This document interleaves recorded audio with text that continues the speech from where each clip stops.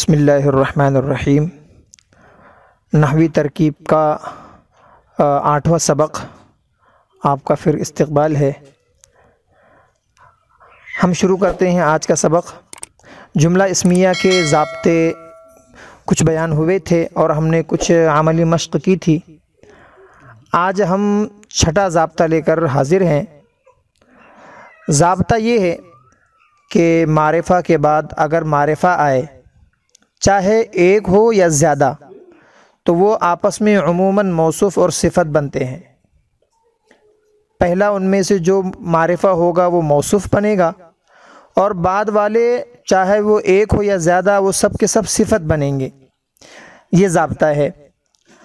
اب اس ضابطے کی روشنی میں ہم ایک عملی مشق کر لیتے ہیں۔ ضابطہ نمبر 6 کی ترکیب: زید، العالم، فاضل۔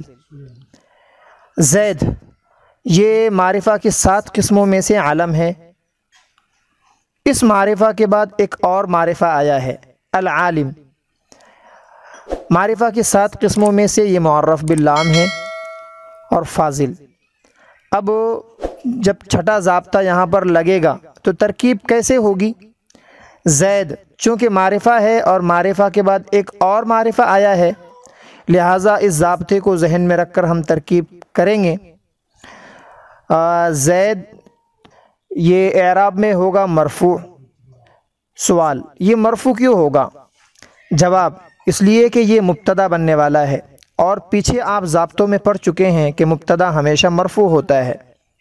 دوسرا سوال ہوگا کہ یہ جو رفع ہے یہ کس حالت میں ہوگا؟ لفظاً ہوگا، تقدیراً ہوگا یا محلاً ہوگا؟ تو جواب آیا لفظاً۔ سوال پیدا ہوگا لفظاً کیوں؟ جواب یہ ہوگا اس لیے کہ ہم اس کے اعراب پر تلفظ کر رہے ہیں، ہم اس پر رفع کا تلفظ کر رہے ہیں، اس لیے لفظاً ہوگا۔ مرفوع لفظاً، اب کیا ہم اسے مبتدا بنا دیں گے؟ جی نہیں، اس لیے کہ ابھی ہم نے ضابطہ یہ بنایا کہ جب ایک معرفہ کے بعد دوسرا معرفہ آئے تو یہ موصوف اور صفت بنیں گے، لہٰذا ہم اسے موصوف بنائیں گے، موصوف۔ اب چلیے آگے چلتے ہیں العالم کی طرف۔ اس کی بھی ترکیب ہوگی مرفوع، العالم مرفوع۔ سوال ہوگا بھائی یہ کیوں مرفوع ہے؟ جواب: وہ اس لیے مرفوع ہے کہ یہ صفت ہے کسی کی، اور جو اس کا موصوف تھا وہ مبتدا بننے والا ہے۔ جب وہ مرفوع تھا تو اس کی صفت بھی مرفوع ہوگی۔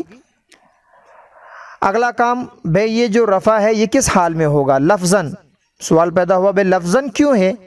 جواب: اس لیے کہ ہم اس پر رفع کا تلفظ کریں گے، زید العالم، ہم اس پر رفع کا تلفظ کریں گے، اس لیے اس کا جو اعراب ہے، اس کا جو رفع ہے وہ لفظاً ہوگا۔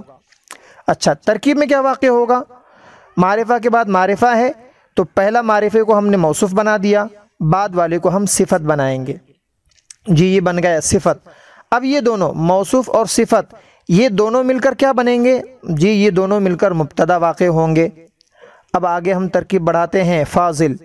جب مبتدا آ گیا، آپ پیچھے ضابطہ پڑھ چکے ہیں کہ جملہ اسمیہ میں 2 ہی جز ہوتے ہیں، ایک جز مبتدا ہو گیا، اب اس کی خبر باقی ہے تو فاضل کو ہم بنا دیں گے خبر، لیکن طریقے سے پہلے اس کا اعراب بتلائیں گے، مرفوع۔ سوال پیدا ہوا یہ مرفوع کیوں ہے؟ جواب: اس لیے کہ ضابطہ یہ ہے کہ جو خبر ہوتی ہے وہ ہمیشہ مرفوع ہوتی ہے، لہٰذا یہ بھی مرفوع ہوگی۔ اس کے بعد یہ رفع کس حال میں ہے؟ بھائی لفظاً ہے۔ کیوں لفظاً؟ تقدیراً یا محلاً کیوں نہیں؟ جواب: اس لیے کہ ہم اس پر رفع کا تلفظ کریں گے، فاضلٌ۔ نہ تقدیراً ہے اور نہ محلاً ہے۔ محلاً اس وقت تو ہوتا جب یہ مبنیات میں سے ہوتا۔ جی اب مرفوع لفظاً، اور ترکیب میں کیا واقع ہوگا؟ یہ خبر۔ سوال ہوگا ہم نے اس کو مبتدا کیوں نہیں بنایا؟ جواب: آپ سن چکے ہیں کہ جب معرفہ اور نکرہ ہو تو جو معرفہ ہوتا ہے اسے مبتدا بنایا جائے گا، اور جو نکرہ ہو اسے خبر۔ تو یہاں پر 2 معرفہ تھے، ان دونوں کو ملا کر ہم نے بنا دیا مبتدا، اور جو نکرہ تھا ہم نے اس کو خبر بنایا۔ اب ترکیب کا حاصل نکلے گا مبتدا اپنی خبر سے مل کر جملہ اسمیہ خبریہ ہوا۔ فقط والسلام۔